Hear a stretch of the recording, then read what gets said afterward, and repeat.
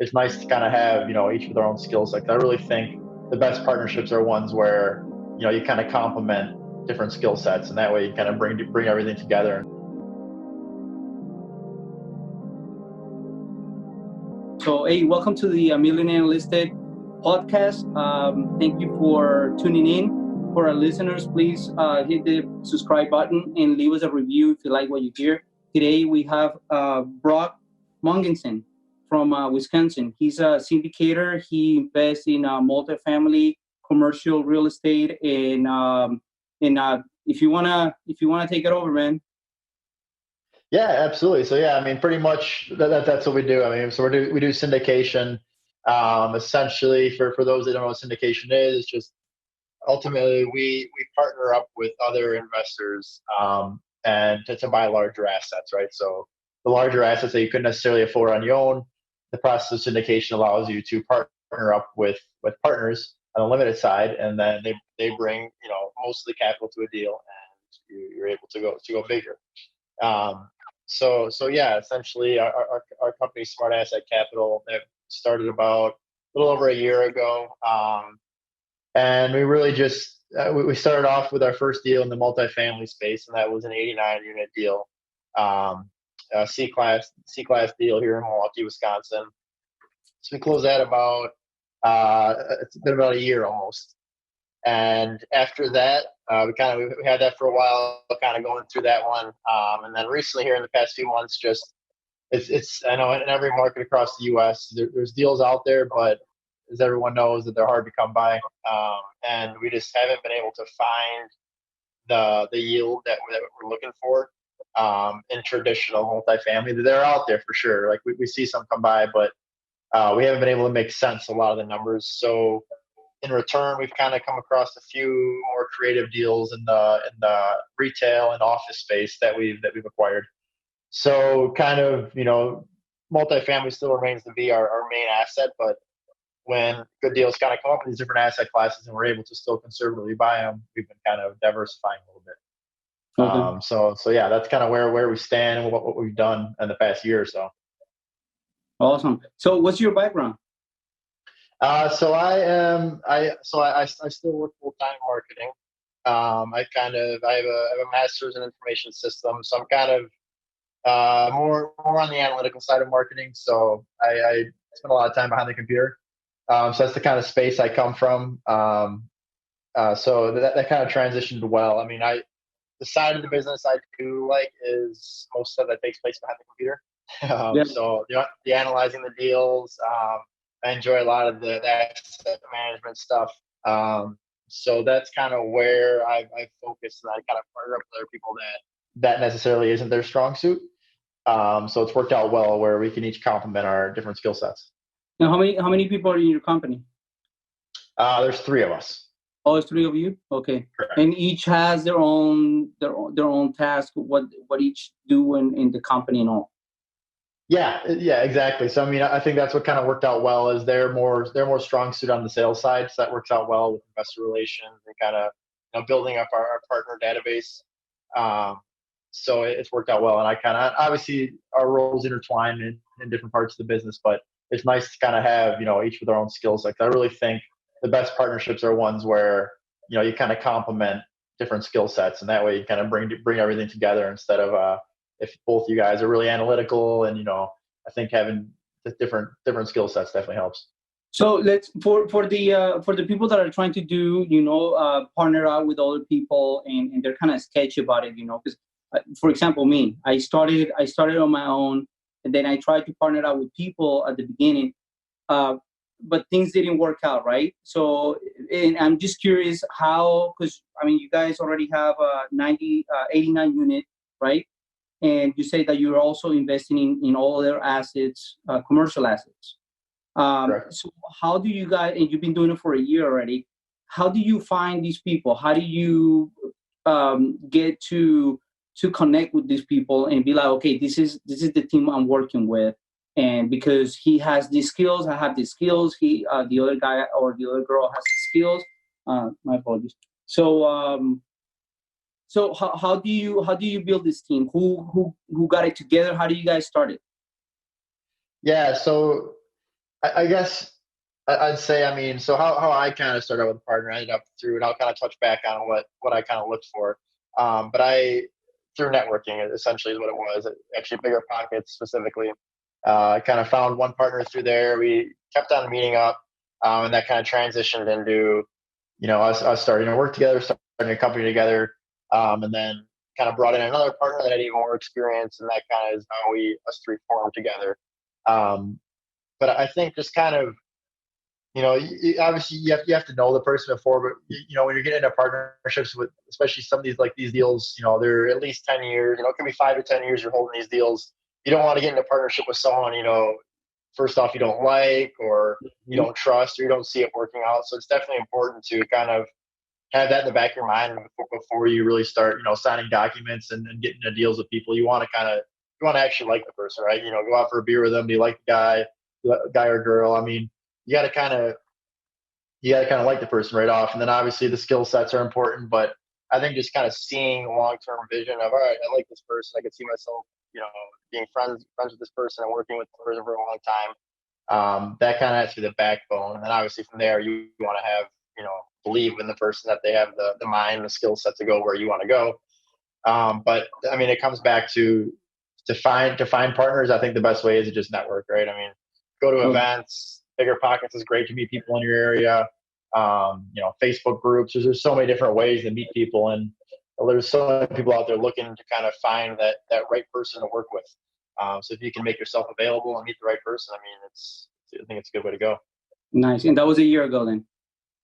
I think, really, that probably started about 2 years ago. Okay. And that went on for like a year where we just kind of stayed in touch, started kind of talking over the phone once a week or so, and then just kept building. And then we closed on that first deal like a year later. So it was a year of kind of just going back and forth and kind of really getting to know each other and figuring out how we were going to do everything. And then I'd say a year ago is when we really started taking off. So the first deal is the 89 units. Correct. So personally, I bought a duplex first, house hack duplex. So that was my first personal deal on my own, and then from there it was everything else I said previously. So let me ask you this, man. I'm kind of curious now. So you had your duplex, right? You started like almost everybody else, small, multifamily. I'm guessing maybe you house hacked it too. Did you? Yep, exactly. Okay, and then how the transition from a small multifamily to now 89 units? Like, what opened up your mind to that? How did that process, the mind process, started to where like, okay, I can actually go from 2 to 89. Let me do it. Yeah, I think so. I mean, for me, it almost just happened. Like looking back at it, it was like, yeah, it was a big mindset shift. But at the time, it just seemed like common sense almost. I mean, so. Right, I bought that. I mean, I saw the people like even when I moved in, I think I was living for free and making like $100 a month, even like all expenses paid. I was like, wow, like this is awesome. Then once I move out of here, I mean, I'm gonna be making $500-600 a month or whatever it is. And so then I kind of saw that, but then I realized, I'm like, wow, if I really want to take this to like extreme levels and really blow it up in real estate, it's going to be hard to do to just, if I'm just pulling my W-2 income, save it up, 15, 20 grand a year. And, that might give me one duplex a year. So it's kind of like, all right, I could really just grind it out and do that. But if I scale, it's just going to take so much longer to get to a point where I can really create like true freedom through real estate. And that's where I kind of just stumbled upon, syndication. Actually, I mean, I know a lot of people probably know his name. Greg Cardone is kind of a guy. Yeah. And I kind of just got in that mindset, and then I was like, all right, this is the path I want to do. I spent a lot of time kind of thinking I wanted to like flip houses and all that. I mean, I'm not talking bad about that at all. There's plenty of money to be made in all different kinds of real estate. That's what's awesome about it. But for me, it was just the syndication. Kind of caught my eye, and I just spent like from there, 6 months.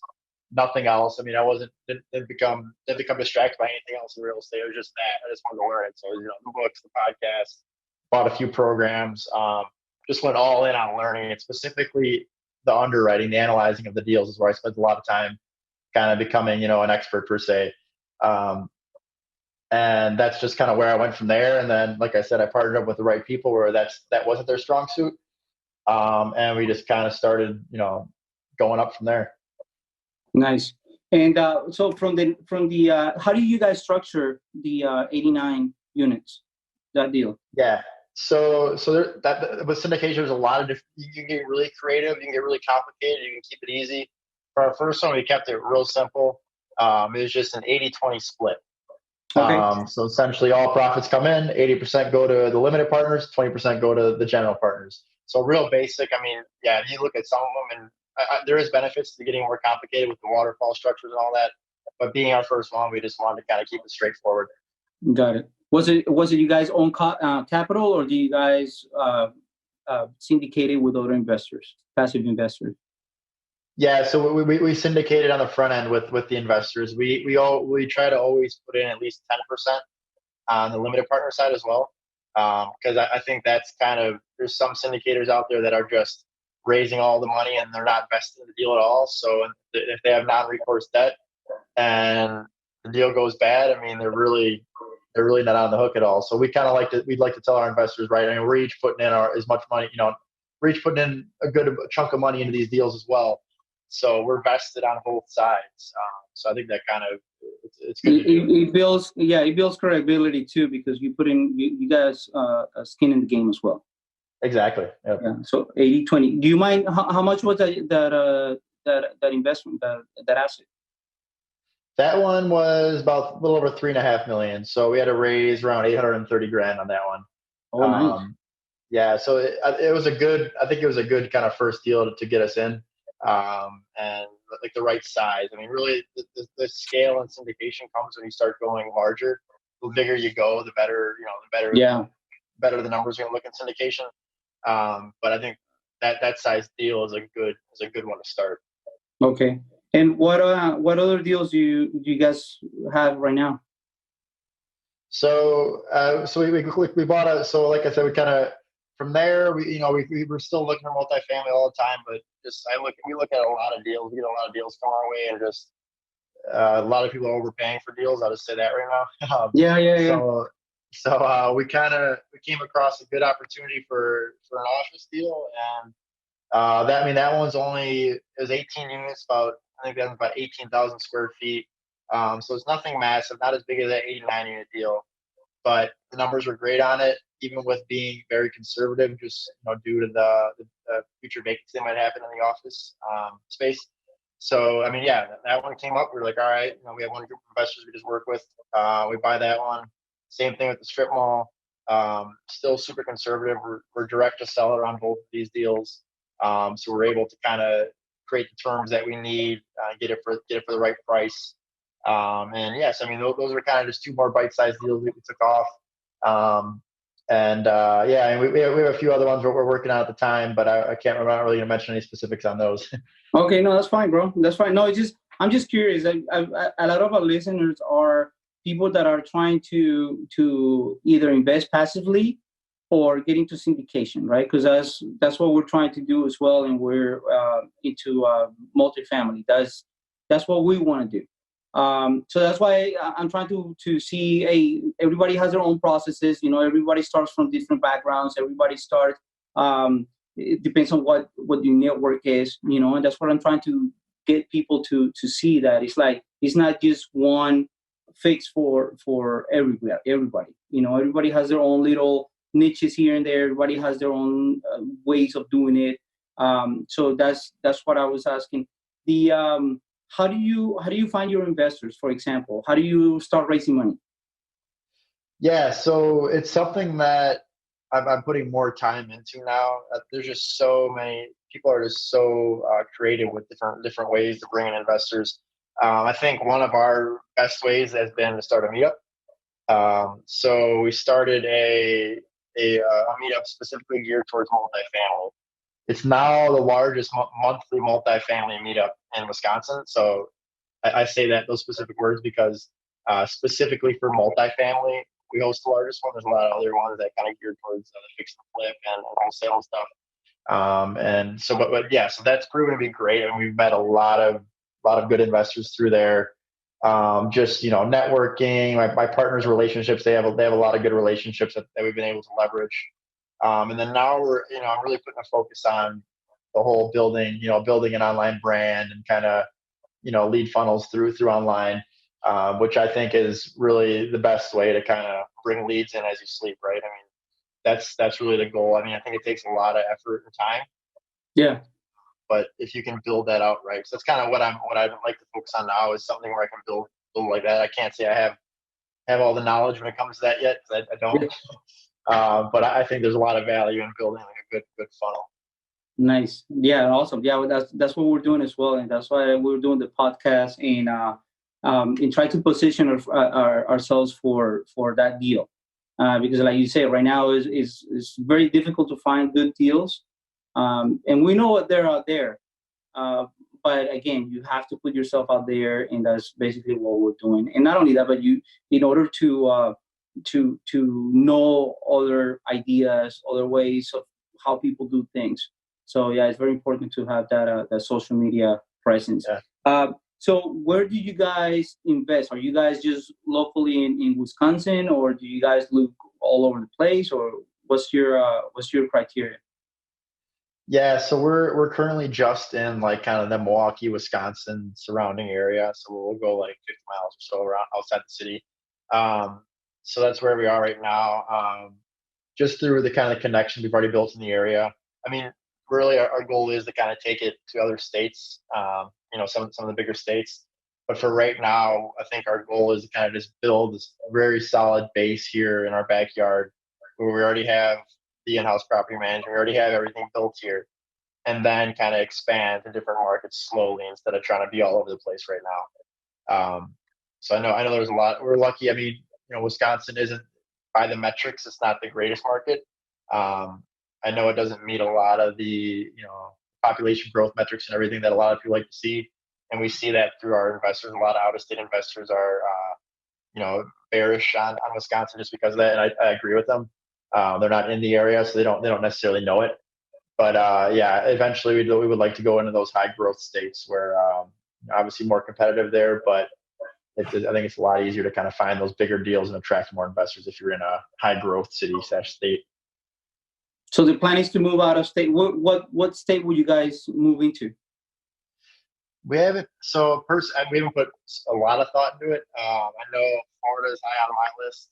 I'm kind of sick of the cold weather. It'd be cool to go down south. But also it's a great market. So I think that's kind of one of our top ones. We kind of looked at some out west too. I did my undergrad in Utah, so Salt Lake City area. I know that area well. I know kind of like the Reno area is on our radar. So a few different. Obviously, these are all markets that people are way ahead of me in getting there, obviously. Yeah. But good markets that I think would be good to expand to. Nice, bro. So let me ask you, what's your personal goal as far as financial freedom? What is it? Let's see. I guess I have a multitude of goals. I mean, I think as far as like I like this year, I'd like to get to around 1,000 units. Whether or not, but that being said, I don't necessarily hold that specific unit goal in mind. I think a lot of people are kind of saying, I want to hit this amount of units in this amount of time, and they're forced to kind of do deals. So I've kind of strayed away from that and kind of put more of I guess my goal right now, not kind of going too far into the future, this year would be to get to, I want to be able to have $6,000 per month in true cash flow, that's guaranteed every month. So over an average period of time, you could say, or, not including all the different fees and everything, just that's kind of my goal to have, where I think I could not necessarily, that's not to say that's my ultimate goal. That's just a short-term goal to kind of get to where I need to be to kind of live a little bit more freely, I think. No, that's fair. That's fair. So are you planning on keeping your job, or are you planning to become a full-time real estate investor? What's the plan on that? Yeah, I guess I go back and forth on it. I mean, I think for now I'm happy with my job. I work a lot. So I think I can balance both right now. So I haven't set my mind either direction. So I think for now I just kind of grind out both and, two streams of income and kind of just see where it goes in the future. Yeah. And tell us about the meetup. So you host that meetup, right? Because I kind of saw that online. Yes. And you say it's the biggest one in your area.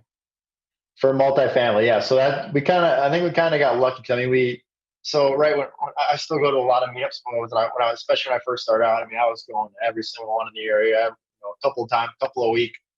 And as I kind of geared more towards the multifamily, I was like, well, I go to every single one of these events. I have never been to one. Like I've been to all of them, but I've never been to one where they talk about syndication or multifamily. It's all about fixing, flipping, and wholesaling, which is fine. But I was like, well, there's got to be people out there like me that want to focus more on multifamily.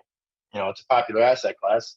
So, and that was kind of the point where we were kind of building the partnership up. So it's me and my partners that host it together. But we're like, let's just start one. And so my partner he has a big office we can host it in. And we just kind of started doing it, not even really with big plans. We just kind of threw it up on Facebook and like, let's see what happens. And over the few months after that, we started bringing in good speakers, and it just kind of blew up from there. And I mean, now we get a good base every time. I think we put on a pretty good event.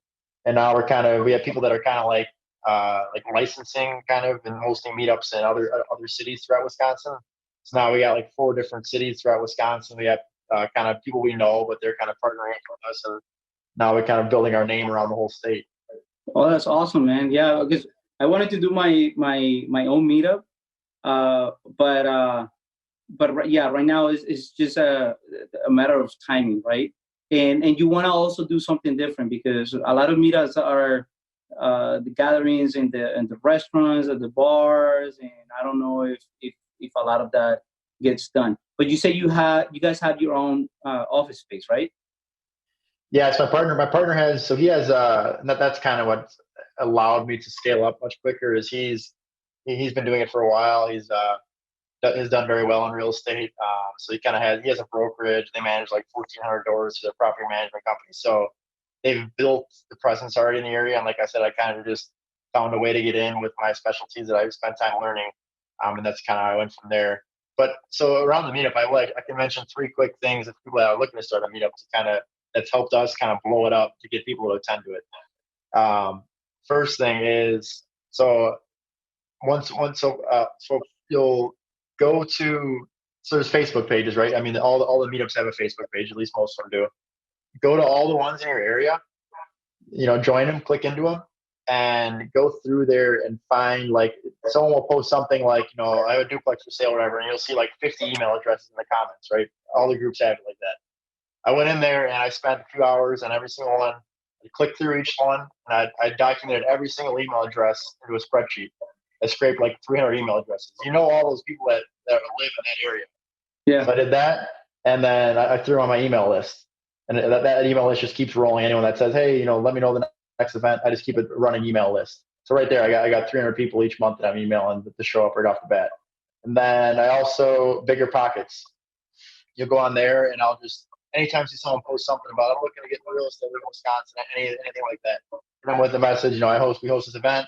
Love to see you there. We get 5-10 people each month just through that, through spending 20 minutes a week on Bigger Pockets. The biggest one is when you create your Facebook page for your meetup. Facebook allows you to do a boost post. I'm sure you get seen the kind of advertisements on Facebook. Yeah, we will throw like $20-$30 on there for the month, and it'll boost the post, and you can set specific targets of who you want it to reach, and we'll get. I'd bet we get 20 people to show up just from putting $20 on each month. Those 3 things, I mean, obviously, we're always kind of talking about it and posting on our own social media, but those 3 things have just, I mean, we get like 50, 60 people that show up each month, just mostly from that, I would say. Nice. And I think that's going to be the highlight of this episode, because I never had anybody having their own meetups and giving us the tips that you're giving us. And that's pretty awesome, man. So how do you find your deals now?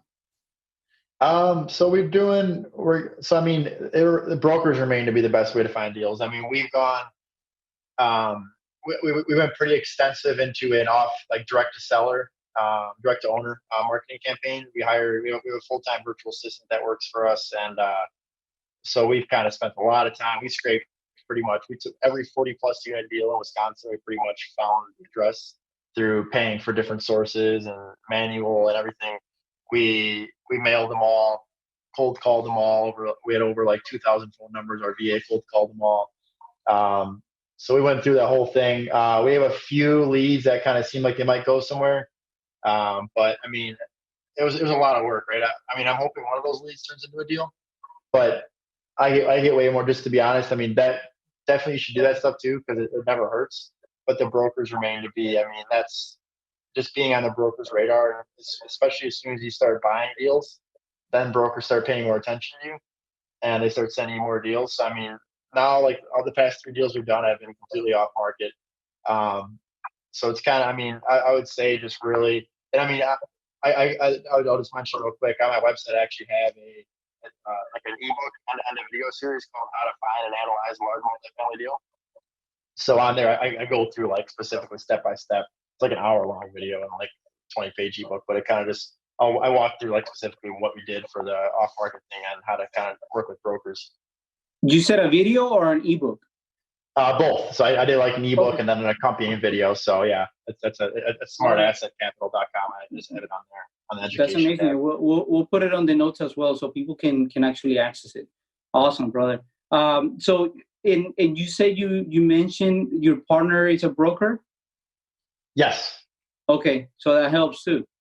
It does, yeah. I mean, so that's actually not directly, but that's kind of how we got the strip mall on the office deal, was kind of through his connections with other owners in the area. Yeah. So that helps too. But yeah, just the credibility aspect of it helps a lot. That's amazing, brother. No, I mean the fact that you have good partner. So you have a broker. Is you who kind of analyze the deals, right? You said that, and your partner, the other partner, what does he do or she do? He more so on the sales side as well, just kind of building relationships. We all kind of take part in the asset management, because I think I think the asset management is a huge component that people don't think about. And I mean, yeah, it's something you don't think about till you buy a deal. Then you're like, all right, well, these larger deals, right? You have a property manager, but you have to manage the property manager. You can't just hand it off to a property manager and be like, all right, sell in 8 years and then I'll collect the check. My work's done. It's weekly phone calls. We have every Monday, we have a weekly report we send out. I'm looking at the numbers at least a couple times a week. You gotta be on top of them, and you gotta track the numbers insanely. I mean, we have so many different metrics. We're working on building a dashboard right now for real-time views of all our data. But I mean, that's a component I think that gets kind of not talked about too much.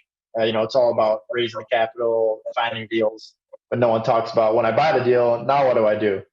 And I get it. I mean, it's because it's not something you have to really have to deal with until you actually get the deal. That's kind of the second step. But I think it's something people need to at least have a basic understanding of what they need to be doing in asset management. So let's talk about asset management. What is it like? Some of the stuff that nobody talks about that while you're doing your deals, that you've learned and that needs to be more out there. I think so. First off, setting KPIs, key performance indicators. That should be kind of the first thing you do right when you close on a deal, is kind of set up some metrics to where, and it can be correlated to your performance that you did in your underwriting, but something that you can send to the property manager and say, this is what we expect. We expect to hit X income, expenses to be below X, NOI of X, cash, that returns a cash flow of this. Set metrics for what you want your vacancy to be, set metrics for how many leads you want to bring in, set metrics for delinquency. Kind of set a goal for everything and track it every week. And just so, most property managers have different software so you can access this data. I mean, data is your best friend when it comes to asset management. You have to know how to find the data, and you have to know how to analyze it. And then just kind of analyzing that data, and then, every week with your property manager on a phone call, at least once a week. Yeah. And kind of saying, okay, I have the report here, and we send it to our property management too. They're CC'd on our Monday morning reports, so they see this is what we're seeing. And then we can kind of say, well, we're above, and then we'll set a budget as well. And we kind of say, well, it looks like we're $2,000 above budget this month. What's going on here? It looks like painting was $500 more than usual this month. Just stuff like that. You got to be really detail oriented when it comes to asset management, I think, in a nutshell. So right now you guys are outsourcing the property manager. Yes. So, well, not necessarily. I mean, so we actually have in-house property management. I partner with a firm as well. So I guess I kind of spoke out of context a little there, but yeah. So we have that in-house. So that's that helps for sure. Because I mean, we know everyone involved on that side of the business very well. It's not like we're just dealing with, kind of just up with strangers, I'd say. But yeah, I mean, I can't really speak to, I know that's a common question, is how to vet property management. I haven't had to do it yet because we kind of just inherited this great property management company, or I inherited it. So yeah, I guess I can't speak to how to find a good one, but I mean, yeah, I think that's just a crucial part, having someone that is going to listen to you. And if you tell them, I want to see this or this, they actually take it and they do it instead of just kind of brushing it off. Yeah, definitely. No, that's perfect that you guys are able to do that. In regards to my brother and I, yeah, we have to outsource about all that stuff because we invest out of state. He's in Colorado. I'm in California, and we don't invest. Well, actually, my brother, he invests in Colorado, but I don't have anything here in California, so we have to outsource. That was my question. But the fact that you guys do it in house, that's awesome. That's amazing. Yeah, it helps. It definitely helps. Yeah. That's amazing. So you say you also have a small shopping center? Yeah, so that was our most recent. We closed on a few weeks ago. So it's a strip mall, 20,000 square feet. So that one, yeah, I mean, we're new, we're into the retail space. So it took me some time to kind of understand how to analyze retail. I mean, they're all triple net leases. So kind of understanding, common area maintenance, kind of understanding how that works.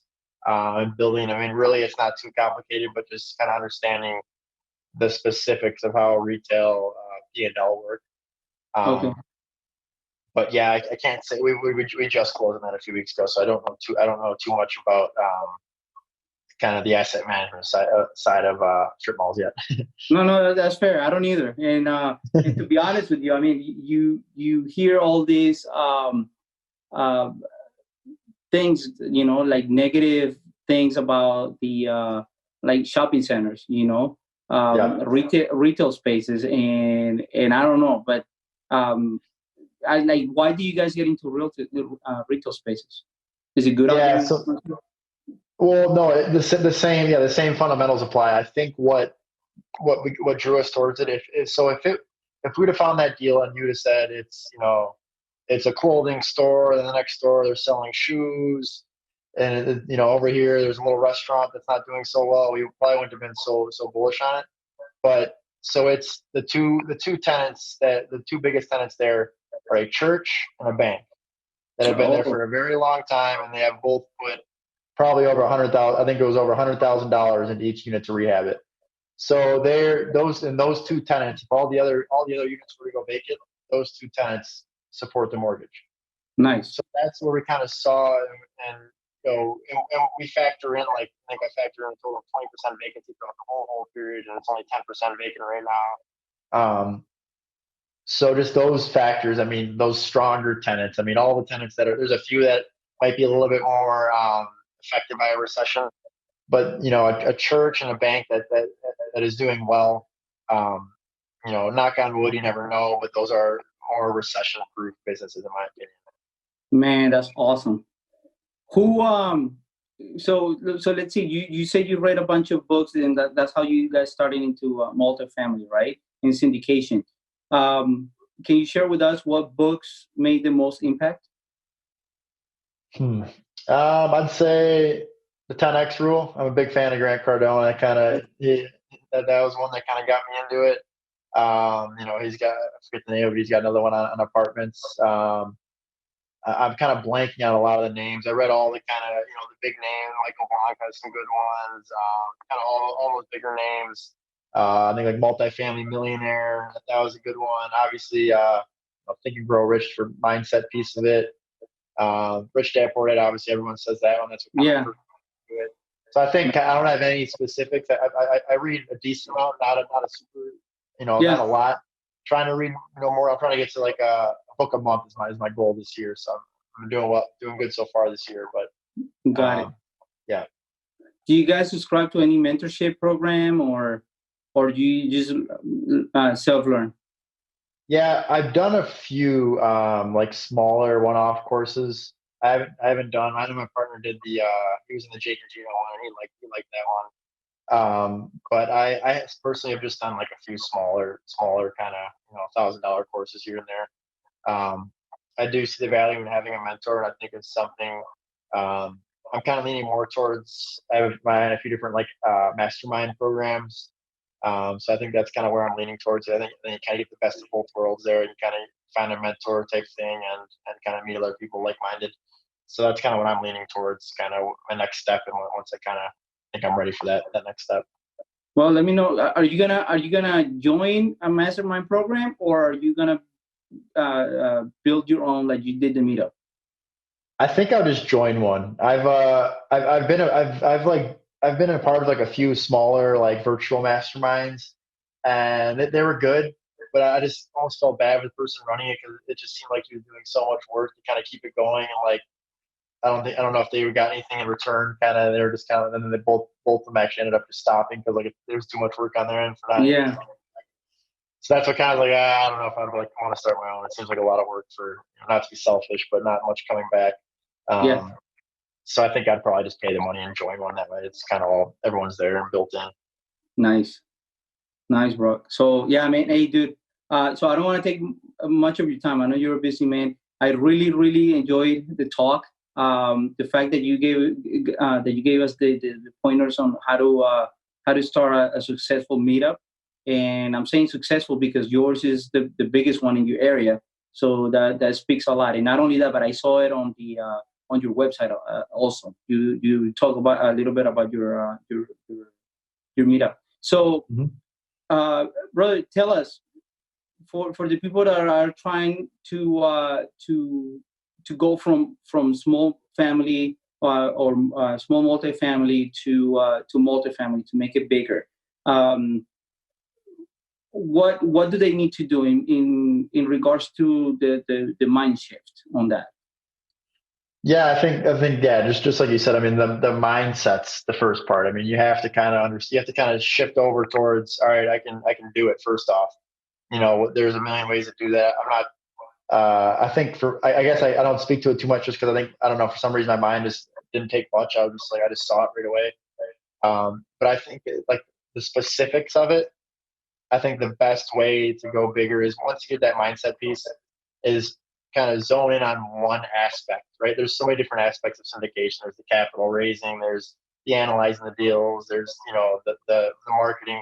There's so many different aspects. I think you just choose one. If you have a lot of connections or you're an extrovert type person, maybe you choose the capital raising, or if you're like me, you like being behind a computer, maybe you choose the analyzing side. So, I mean, choose a side and become an expert and spend so much time just becoming very good in that. And I'm just speaking from what I did pretty much. And then you partner up with someone else that kind of lacks that part, and that'll just allow you to scale so much quicker. So I don't know if that directly answers your question, but yeah, I think just kind of taking those steps and becoming an expert in one piece, it just allows you to get there much quicker. No, and it does, and I appreciate it because again, you already have a successful business, and you also have different little branches of your business. You got your meetup, you got your syndication, you got your in-house management, and that, to me, that's success. You have a machine that is running constantly. You know what I'm saying? And your tip, I mean, it works, and I think that's what everybody should be doing, is focus on the specific part, because when you're doing syndication, I mean, even in any aspect of real estate investing, you're not doing it on your own. So yeah, you have to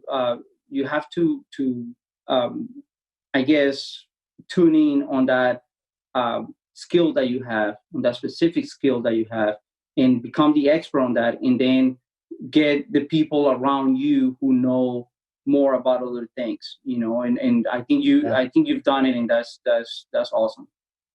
Yeah, no, totally hit it right on the head.